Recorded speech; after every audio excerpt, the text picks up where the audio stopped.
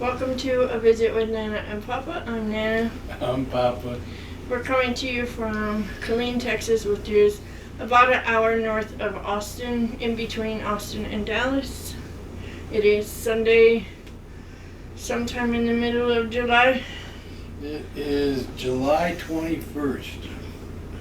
Okay, we're going towards the downhill side. And It's been a long time.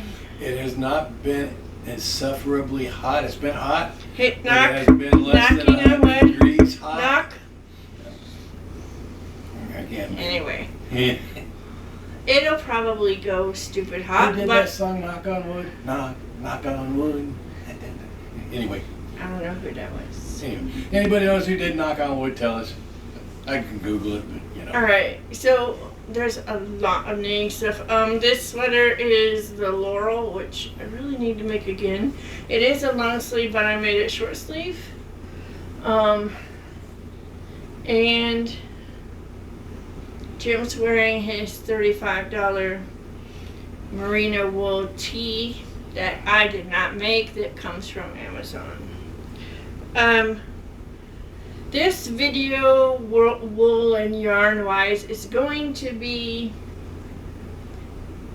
the trials and tribulations of not paying attention, and the trials and tribulations of a gauge swatch lying, and the trials and the tribulations of fail after fail after fail. Knock on Wood was by Amy Stewart. However, it is also the video all about perseverance. So, finished objects. I have one kind of, but it's a fail. But have we done one for finished objects since you sent your chicken off to Europe? No, but I sent it off after. Not since we. Not. Have they seen it? chicken? Yes, they saw the chicken. You can and see yes, her chicken is the chicken for Bolivia. Whose website is that on? It's Stewart's? not on his website, but on his YouTube channel and on his Instagram on a wool patch. Yeah. You can see the Bolivia chicken. And lots of other chickens, but you can see her Bolivia chicken. So, there's so many fails in here, but we'll just hold it up. See, this side is not the same length as this side. This side, I did a Kitchener, but I ended up with a massive hole. In this side, I Kitchenered, but I Kitchenered on the wrong side. I also dropped a stitch and picked it up, and it created this pucker from Hades. And pretty much it's just a fail all the way around. It doesn't look like a fail when she wears it. I do wear it because it is extraordinarily lightweight. The nice part is once it's actually on my body, and I'll put my arm in here so you can see. Once it's on my body, you can see through it, but it's not so bad. So if I wear a flesh colored bra, I feel good enough to wear it, especially in the house. And I have not washed it or blocked it because honestly I need to rip it back and redo most of this top. It was supposed to be a tolsta tank. I got off a lot in my what I was supposed to be doing, and so yeah, it's the only thing you can call it is an epic fail. But it is a really pretty color, and I like the color, so It is. there is that. Luckily, I have more of that yarn, so maybe I can actually make one correctly at some point. It won't be soon because I'm not that much of a perseverance person. I love you. This is a very old, was a finished project, and was ripped back and redone, and you can tell because you can see where the fabric appears blocked and where it does not. So I ripped back to here, I think, and then started knitting again, and it's Yeah, it's janky where I started knitting again, but it's finally getting some length to it. I'm knitting the rest of this for certain in just stockinette. Once I run out of this yarn, I have the other skein, or the rest of the other skein, that I used when I did the helical knitting after the ribbing. This is the Anchor Tee by Patite Knit. I'm pretty sure it's Petite Knit. And but I'm gonna do the ribbing in this, because once I start doing ribbing at the bottom, it's not gonna look the same as this anyway. So it's not gonna matter to me if the ribbing is different from the stockinette, because just from the stitches itself, it's gonna look different. So I'm okay switching over for the ribbing only. How much ribbing I knit will be totally based on how it fits, where it's landing. I've noticed that a lot of my sweaters or shirts are kind of short, like they go down, but when I sit down it feels like my backside is hanging out, and that is not a pleasant feeling for me. My husband may not mind that my backside is hanging out when I'm sitting next to him, but I'm thinking he would not be so happy about it if we were in public and the rest of the world was seeing my backside hanging out. So I'm not a flasher, thank you. So anyway, I have been working on this. I don't work on it every day. I do sometimes take it in the car because it's really good car knitting, because I'm literally just knitting. So that is one of my whips.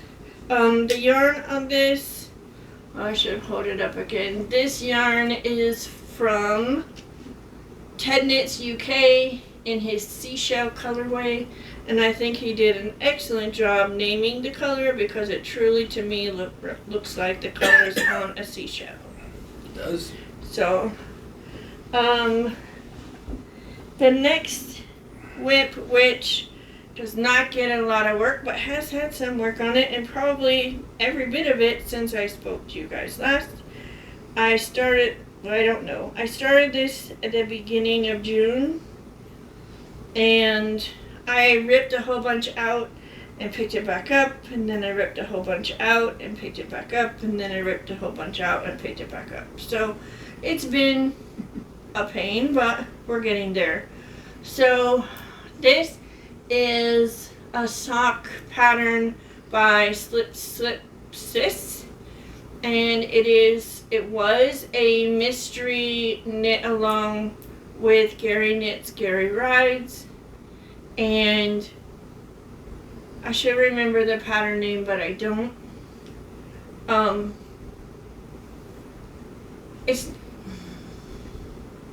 I feel like I picked the wrong yarn to go with the pattern, because it was a Pride sock knit along, and so I wanted to use the Inclusive Pride sock yarn from, and that's this yarn right here, from Always Be Kind yarn, and I wanted to use this as my yarn to go with it, which is a Trans Love colorway from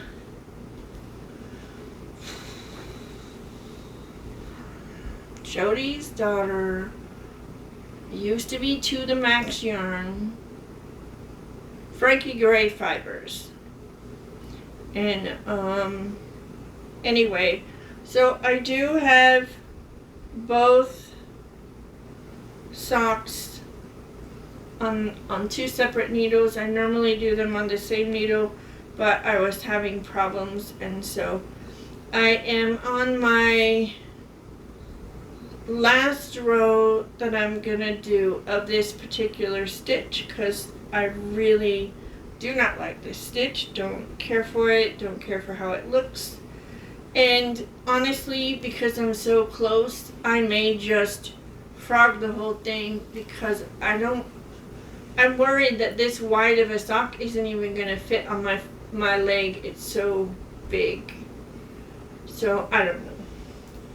At the moment, it is not getting a whole lot of love.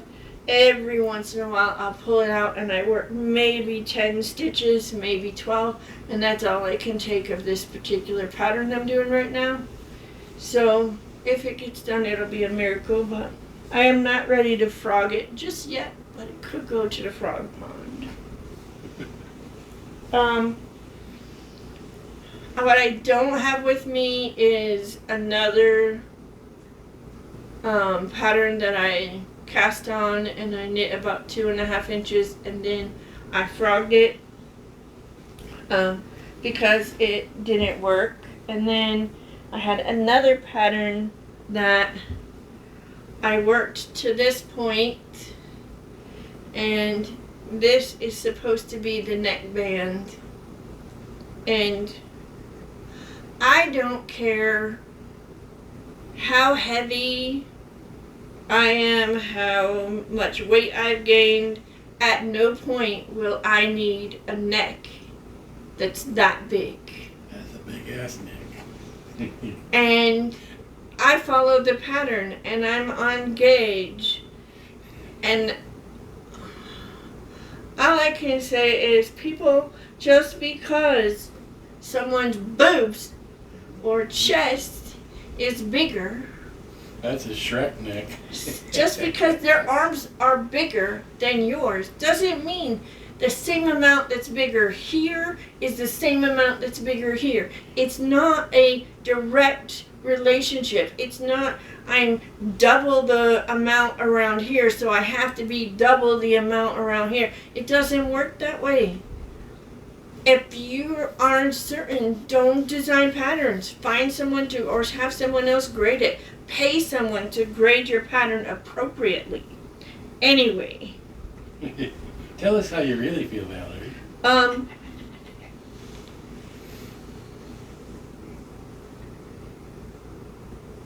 Anyway, it has not been the best of times for my crochet, my knitting, whatever. I did manage on this project, which is the Jethro sweater cardigan. I need to pick up for the button band, and I need to make the sleeves. I did pick up on this side and started working the sleeve, and the sweater is just too hot and too heavy. So what I've decided to do is knit the sleeve up and Kitchener it too, so that I'm not having to hold all that weight and heat. Yeah, I just can't do it. So it's a work in progress. It's another one where, in order to make the cuff on this, I'm on my 4th try to getting the knitting gauge right, because what was gauged flat isn't working in the round, and my ribbing is not working out, and I ended up with a cuff that would have fit almost my bicep, which is not the kind of cuff I want to make. So that was another exercise in futility. This one is based on, and I'll explain why later, but this is a sweater, a tank top that is based on a pattern. I'm not even going to tell you the designer because it really doesn't matter, because I've had to redo all the math and redo most of the knitting. I had to rip it like the way the back stayed the same, so I haven't had to redo the back, but I had to completely redo the front, because the front had, okay, this is where I'm maximum amount of V-neck is where here. This one had it down here. My V-neck was going to be at my damn navel. It doesn't need to be at my navel. It is not necessary to have it. It's a navel neck. again, to all you designers out there, not that any designers watch my podcast, but to all the designers out there,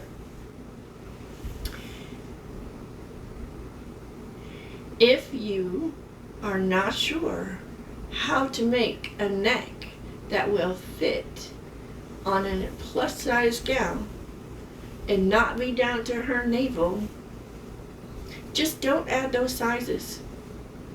Yes, I would like a size inclusive pattern. Yes, I would like for you to design to fit me. But don't tell me that you've designed to fit me so that I can do all that damn knitting to find out, no, you did not. And now I have to redesign your entire freaking pattern because I don't want to lose the entire back that I knit because the front can't work. Anyway, I'm moving forward with the green one. I was able to redo, like I did my math for how many rows down did I want the V-neck to stop? How many inches across did I need to decrease to get to that point in that many rows? And I was able to determine the proper rate of increases to get to the right spot, working from the cast on edge down for my size, for my shape.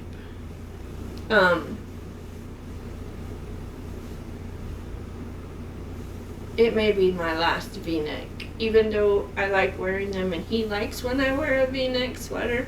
It makes him happy, but it may be the last one I ever make because it just has not been a good experience for me. And then we go to the other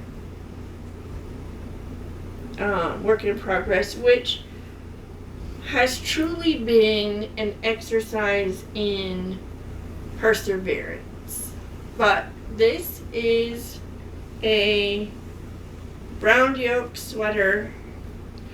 I would tell you the pattern name, but I haven't named it and I don't plan on it. I was so frustrated by so many, and this is before the green and before I cast this on some time ago. You probably already saw part of it. I'm sure that at some point you've seen it. It's come in and out of being in the frog pond multiple times, but I got to split for sleeves. The first time split for sleeves, knit an inch, tried it on, and the sleeves were way too tight. So I pulled it back and I redistributed the stitches. I knit back down, tried it on, and the body was too tight. So I ripped it back, redid the math, thought, well, maybe I need another increase. But then I did the math and realized, no, I don't. Because I don't want this to be sweatshirt-like. I want this to be a relatively form-fitting winter long sleeve sweater that keeps me warm. I want it to not negative ease, but I don't want more than 2 to 4 inches of positive ease. So when I did the math, it's now correct. I tried it on again. I redid the knitting, split for sleeves again. I did have to, this last time, not just split for sleeves, but I realized part of the problem was that the back was not long enough.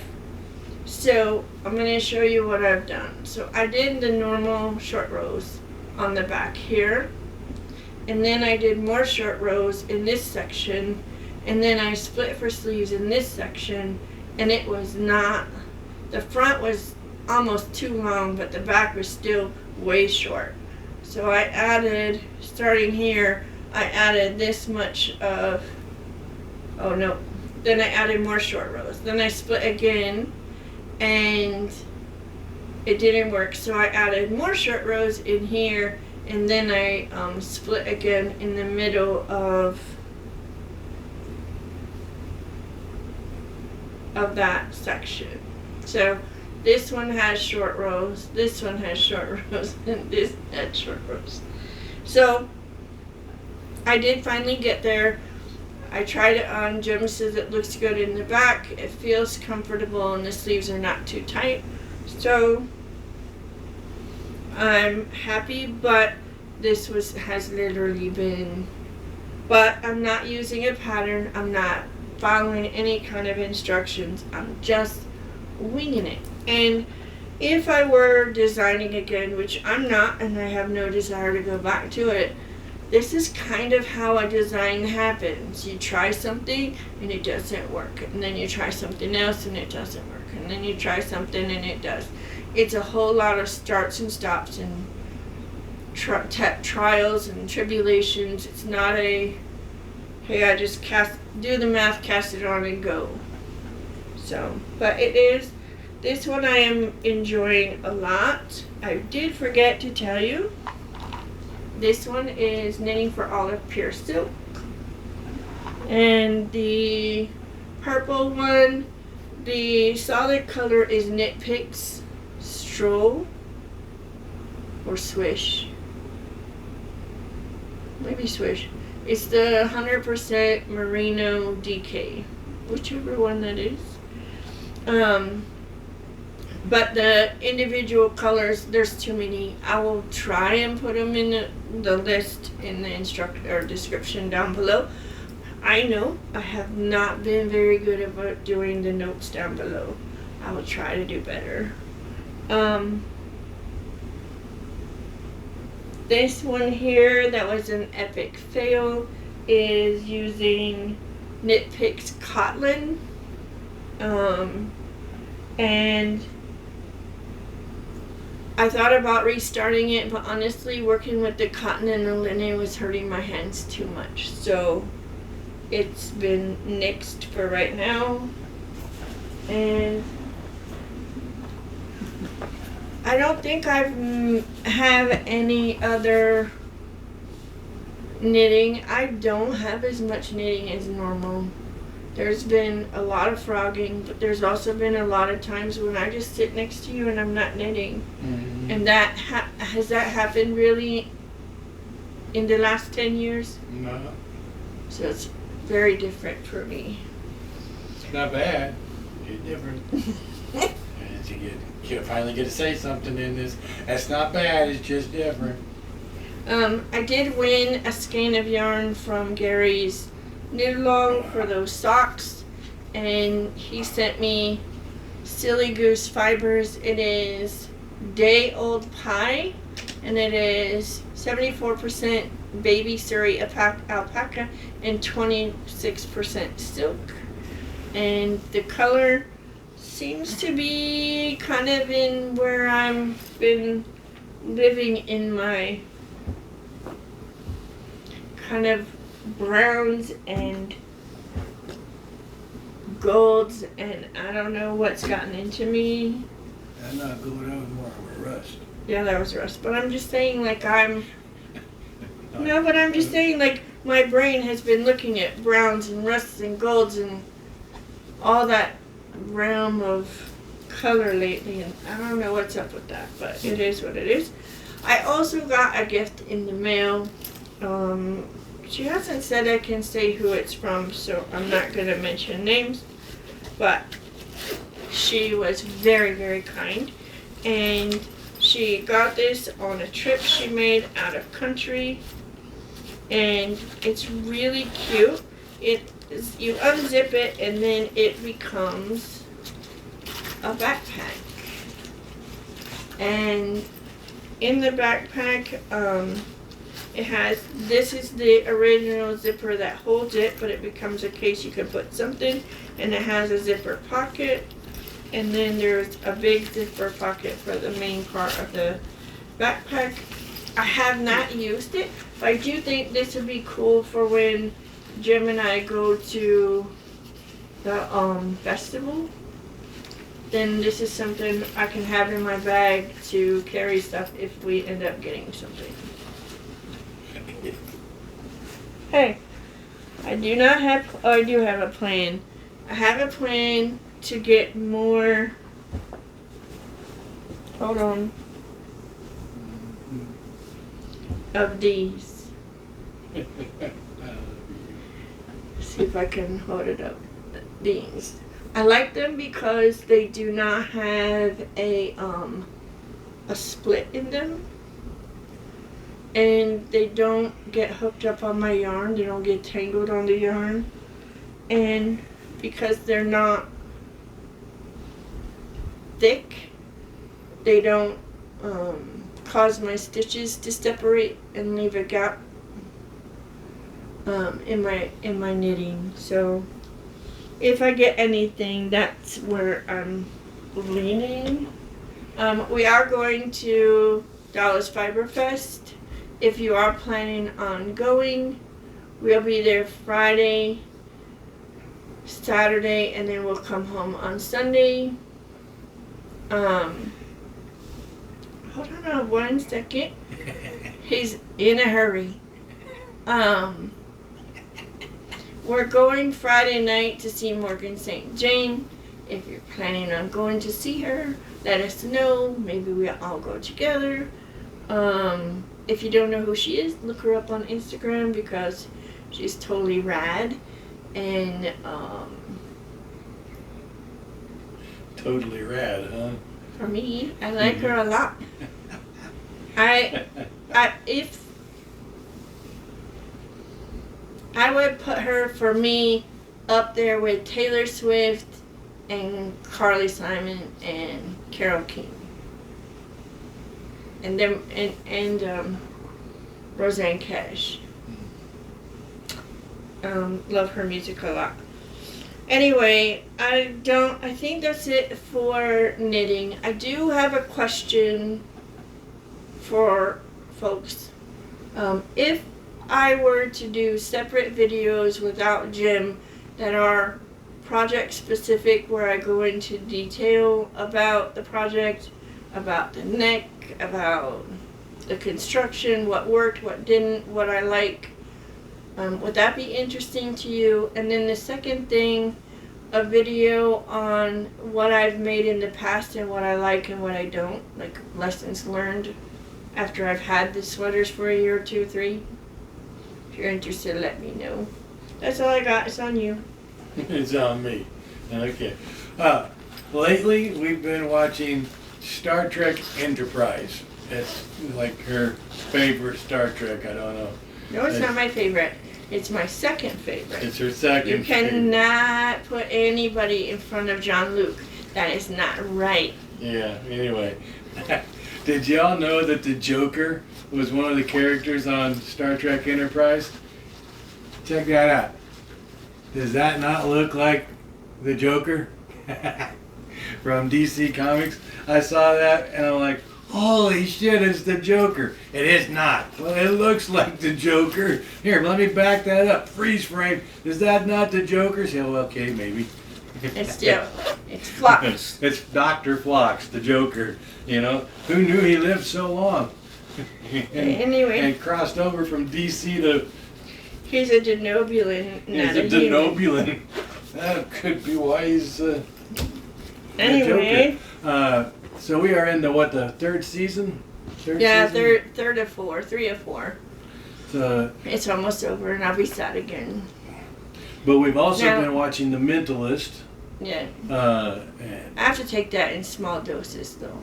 I can take it in larger doses. I enjoy The Mentalist more than she enjoys The Mentalist. I don't dislike The Mentalist, but I don't love any murder, solve, crime. I am not a mystery gal. Mystery books, mystery movies, mystery whatever, not my jam. I definitely don't want to watch stuff about murders, which is pretty much the entirety of the show. I can't handle watching CSI. I can't, like... You used to watch CSI, but I struggle with it. Oh. I watch it because it makes you happy. There are a lot of things I do because it makes you happy. I love you. I love you too.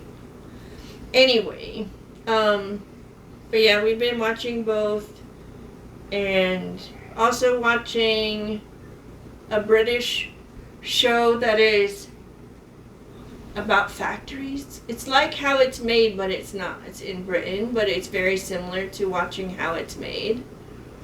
I feel like we're missing something that we have watched recently. I'm not thinking of it. He went to the movies.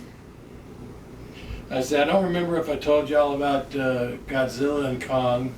I enjoyed it. I thought it was a good movie. A lot of people did not. Bike Raiders, I thought was the most boring movie I have been in a long time. Got up and walked out. Did not. Wasn't your jam. Was not my jam. I took my grandson. That's something we had not mentioned. We got to see our son and grandson last weekend. And I took my grandson to see Despicable Me 4. We both laughed a lot. It was Wait, can I say what my grandson gets back? And trying not to give it away, but he did say, they got superheroes. And one of the superheroes, his body was stretched and stretched and stretched, and they slammed it in the car door and it just dangled there. And he said that was very, very funny. Yeah, the superheroes are some of the Fantastic Four and some of the X-Men, minionized. Rather humorous. I like Despicable Me 4. It was good.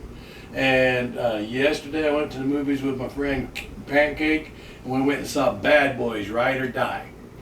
I have seen all 3 of the Bad Boys movies now. I have to say, I think number 3 is the best. I like all 3 of them. They're all 3 good movies. But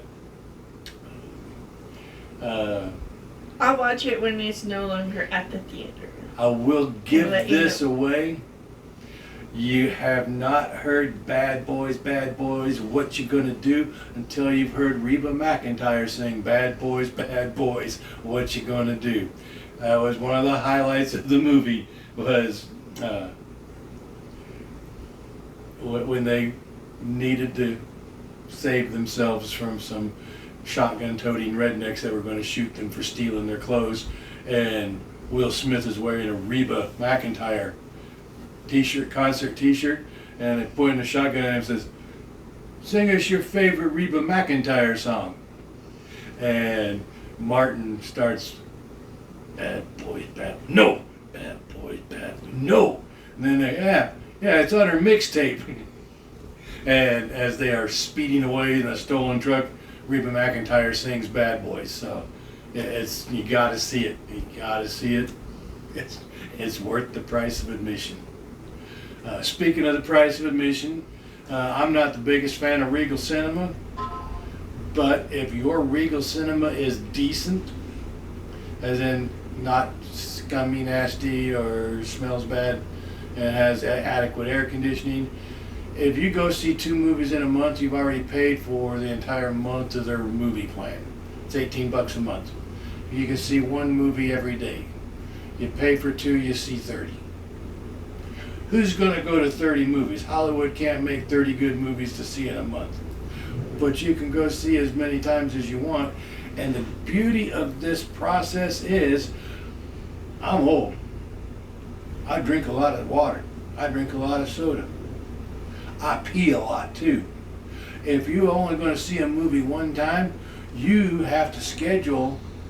I'm hoping that wasp is on the outside. I think it's on the outside. There's a wasp buzzing our window. Sorry, it looked like he was in the inside, and I was about to have a hemorrhage, but he's on the outside. If you're paying $12 to see a movie, you don't get up and go to the bathroom during the movie because you don't want to miss something, because it could be important. Be just your luck you walk out while the main character gets shot. You come back and everybody's mad about something and you don't know why they're mad.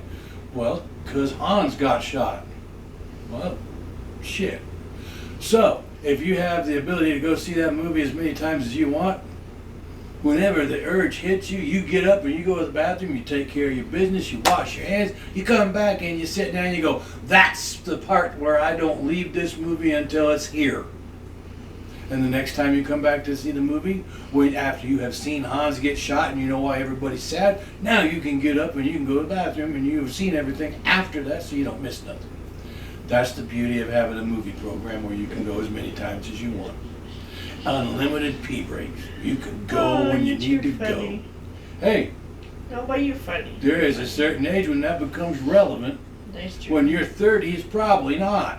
When you're 60, it probably is. Books. I got another new book by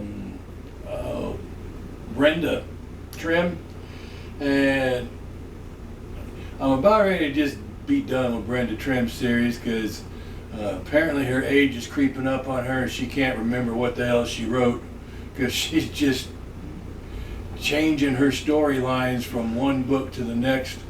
I think she has a co-writer working with her, and the co-writer hasn't bothered to read any of the previous 40 books before helping her write the next 10.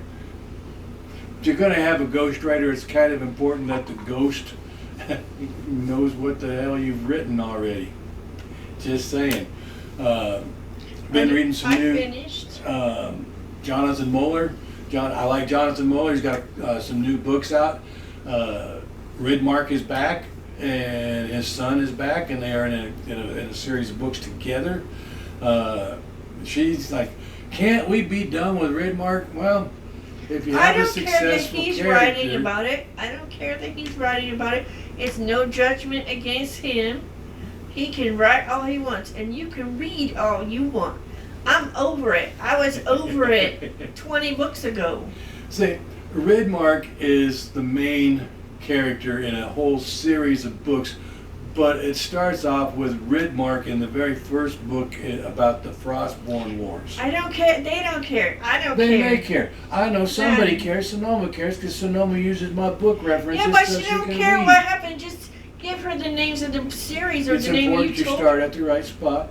Okay. If you haven't started at but you the don't beginning, have to talk about the book. You could just say, if you're interested, the books are Jonathon Moeller, going the to be interested if they Frostborn don't hear series. some about the books? I don't have to tell them the whole story, but you have to give them something to get them interested. Yes, you can say it's a fantasy book, and he is pretty much a badass, and he meets a wonderful woman and falls in love. That's all you need to know. That is not even kind of close to how that goes. I wouldn't read that book. That sounds lame. This guy is a knight. And he's a badass knight. He's not just a knight. He was framed, and he got his knighthood stripped away from him, and he's no longer allowed to carry a sword. So he carries a staff, and he whoops the living shit out of everybody that fights with him with a stick. And then he clears his name, and he gets to carry a sword again. But there's a whole lot of stuff that goes on. But Ridmark marries Caliende, and she is this badass magic woman. And they plan on living happily ever after. Except they never do. Well, shit happens. It's life. But you're in like what number of books have you read? I have Just no guess. idea. Is Probably it over 100. 20? Probably 100. And in the latest book, he says to his wife, I just wanted to just be you and me and live quietly. Hopefully our grandchildren can live quietly. Because his son's already not living quietly. Anyway, my point is that it's fine. You want to write those books, you want to have it, but I read books so that I can escape the reality of the world in which we live. But I do not want to jump into another world which has just as many, if not more, issues than our world, and none of them get resolved. Ever. I love you. Now, the latest series that I'm reading... You can't have 100 books of problems if you're saying that they do get... He resolves a problem and another one comes. He resolves that one and another one just like life's it full of problems. Back. They show up. But they are the same problem over and over and over again.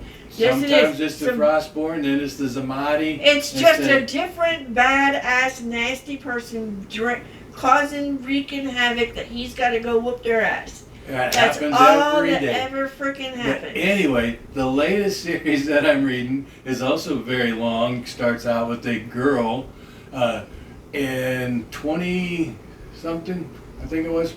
The elves invaded Earth and took over. and that was 300 years ago, 319 years ago now. And this girl's family, when the elves took over, the men were conscripted into service and fought in wars for the elves. Her father contracted a disease, didn't know it, brought it home, killed her brother, killed his mom. She didn't get the disease, she's still alive, but her brother doesn't die. This elven wizard says, if you come work for me, I will make sure that your brother gets treatments and lives. So he makes her his pet thief. And she has magic. And he teaches her magic so that she can be a better thief. And throughout the course of the book, she saves humanity over and over and over from terrorists and evil beings and whatnot. But each time she doesn't know what she's doing. She's just trying to make it through the day and wake up and see tomorrow and keep her little brother alive. The point she's at now, she is the Grand Marshal of the gate that is now a permanently constructed gate that you can just walk across the gate and go from the elves' planet to Earth. But she's come a long way from being a child thief. Great set of books. It's made the Mage Thief series. I heartily recommend it. It's a good, fun read. And it's got a woman for the main character. D.K. Holmberg, I think, has got some new books out. I haven't been reading D.K. as much because right now I'm just taking a break from D.K. because D.K. has taken a complete break away from having anybody edit his books. He doesn't spend any time editing. Would you like me to open that for you? No. What do you want? You talk to them about your books. Now, she got a couple of books that she picked up. Are you looking for the books? No. Keep going. This one's for you. My phone is right there, remember? We finished watching Doctor Who. I don't know if we mentioned that. A lot of people are giving grief to the new Doctor. I like him. I stood back because I like him. He's not getting the best scripts in the world to work with, but neither did Peter Capaldi. No, but I love Peter Capaldi. And they offered for Peter Capaldi to come back for a visit like David Tennant did and try and give Peter Capaldi a little bit better of an ending. And he said, no thanks. I don't blame him. They really did a disservice to the Doctor during the Peter Capaldi first season. It was a shame. But anyway, I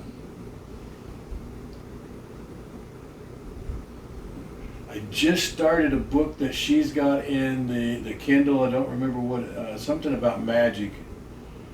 That's not it. Go to Readers, Kindle, and Misplaced Magic. And I actually made it through the prologue, and I am at chapter 1 of Misplaced Magic. So I will tell you more about Misplaced Magic when it gets misplaced. Okay, I'm done. Okay, so I listened to on Audible I can't remember the name of the first one. Oh, since we had our last video, our friends from New York came back and we got to go out to have dinner with them a couple weeks ago. We got to go out and have breakfast with Tia and Cake. And Cake is who I went to the movie with yesterday. Right. So, and then we got to see our son and our grandson. So there's been a lot of positives happening in the world. Okay, so I first listened to The Fourth Wing by Rebecca Yarros, and then I listened to Iron Flame, also by Rebecca Yarros. They're books 1 and 2. I'm waiting on book 3 to come out. It's supposed to be out this fall.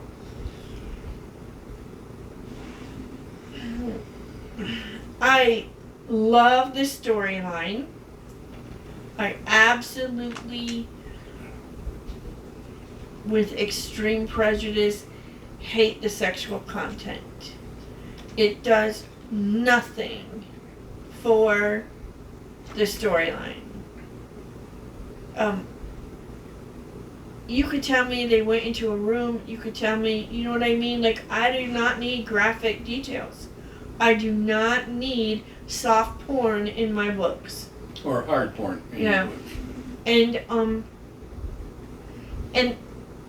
he has a writer that puts it at the end of the chapter, so when it starts, you can skip to the end of the chapter and then you just start the new chapter. And she says, if you don't want the spicy bits, move to the next chapter. Boom, just move, check next chapter.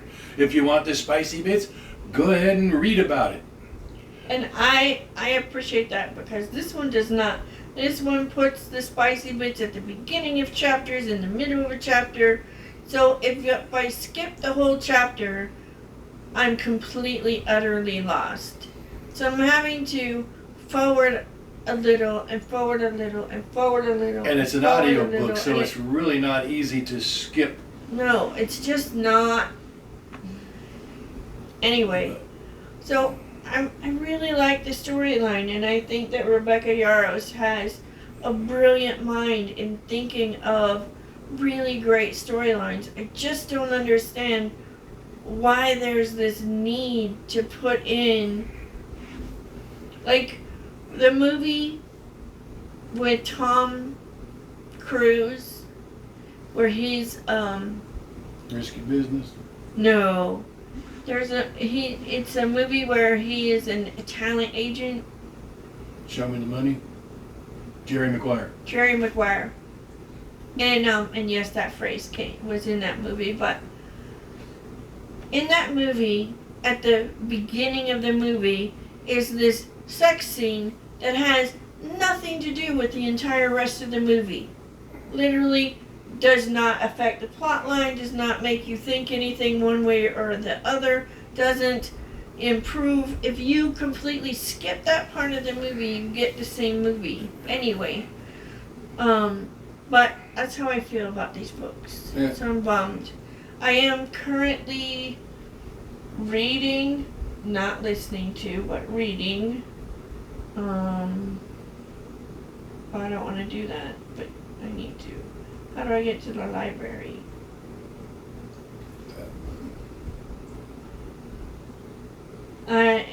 It's on my Kindle, but I'm reading, it's a series, except for it's froze. Oh, I want that. It is called, the one I'm reading right now is The Waning, I think. Don't know. Anyway. Jim needs to go, so we'll wrap this up. I hope you guys have a good week. Thank you for visiting with us. We missed you. One of these days we'll do another one. I bought a thing so we can record at Dallas Fiberfest. No, we'll have to take it out for a test drive before then, so we know how to do it at Dallas. So take care, folks. Thanks for the visit.